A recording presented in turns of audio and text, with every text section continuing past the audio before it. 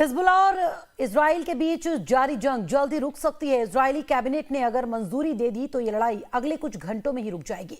प्रधानमंत्री Netanyahu cease fire plan को मंजूरी दे चुके हैं, लेकिन इस प्लान का विरोध भी किया जा रहा है।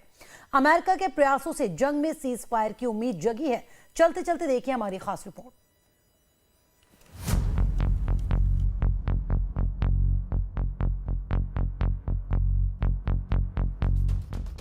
लेबनान में अगले 24 घंटे बेहद अहम होने जा रहे हैं। अगले 24 घंटों में हिजबुल्लाह के खिलाफ जारी इजराइल की जंग रुक सकती है। CNN की रिपोर्ट के मुताबिक इजरायली प्रधानमंत्री बेंजामिन नेतन्याहू ने सीज फायर प्लान को मंजूरी दे दी है और अब कैबिनेट मीटिंग में सीज फायर डील पर वोटिंग होगी। हालांकि इजराइल के नेशनल सिक्योरिटी मिनिस्टर इतामर ग्विर ने सीज फायर के फैसले को गलत बताया है। उन्होंने कहा है कि हिजबुल्लाह को जड़ से खत्म करने का मौका इजराइल को नहीं गंवाना चाहिए। पिछले हफ्ते अमेरिकी अधिकारी होचस्टीन ने लेबनान के प्रधानमंत्री निजाम मिकाती और संसद के स्पीकर निवाह बैरी के साथ मुलाकात की थी। इस दौरान इजराइल और हिजबुल्लाह में सीज फायर कराने को लेकर बातचीत हुई थी। सीज फायर की खबरों के ठीक पहले इजराइल ने हिजबुल्लाह पर सबसे बड़ा हमला बोला।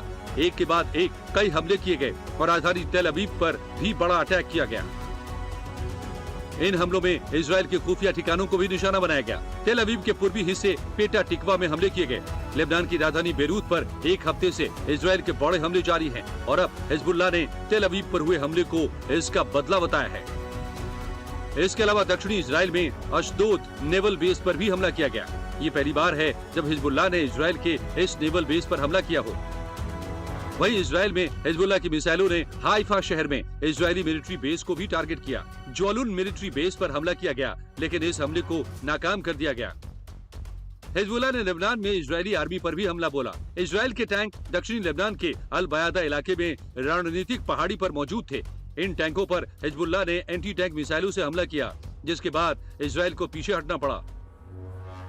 डेक्कन हेरल्ड की रिपोर्ट के मुताबिक इजराइल ने बताया है कि हिजबुल्लाह ने 2006 के युद्ध में इस्तेमाल की गई इजराइल की एंटी टैंक मिसाइल की तकनीक चोरी कर अपनी एंटी टैंक मिसाइल बना ली है और उसी से हमला कर रहा है।